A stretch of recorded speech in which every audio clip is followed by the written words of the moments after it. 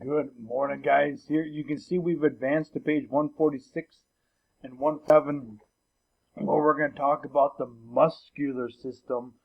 But please, please, please don't forget about the skeletal system, because you can see here the muscular system and the skeletal system work so well together. In fact, we have muscles in our body that are called skeletal muscles. They're the ones that are attached to our skeleton. We'll talk about that soon.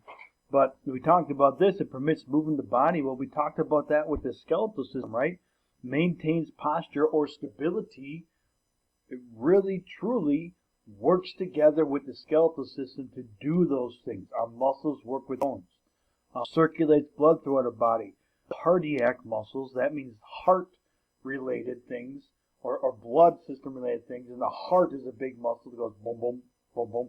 And that moves the blood all the way throughout our body. Controlled by the nervous system, our brain sends messages down our spinal cord to our muscles to help us move. And again, works with the skeletal system to help all movement.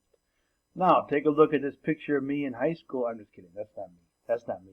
But a lot of times you can see muscles, but you're actually seeing the muscle themselves, right? That's what's kind of pushing out the skin. But this is look like if you'd be able to look in the body.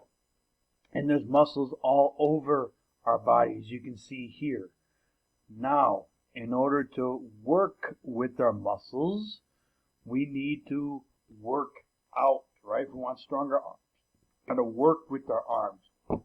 Can't just take the remote control and keep flipping. It's not going to work. Now here, when you think about the skeletal system and muscular system, you can talk about how their contrasts are different, but you also got to always talk about them together. Now we have 206 bones, but over 600 muscles in our entire body. Without bones, our body would just fall down and be skin and muscles, a blob on the floor. But without muscles, our bones would kind of be worthless because we couldn't move.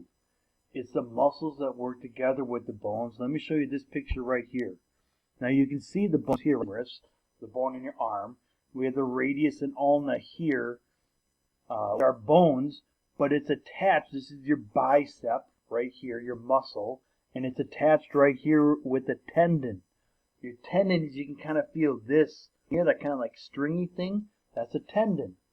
And literally your muscle is attached on by a tendon. It's literally a rope, like they're tied together. And when your arm is like this, the muscle's relaxed.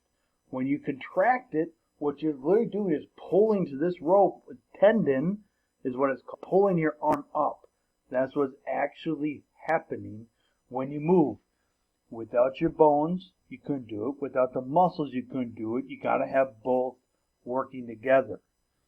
Now, we also have things that are called voluntary muscle. You guys might know what it means to volunteer.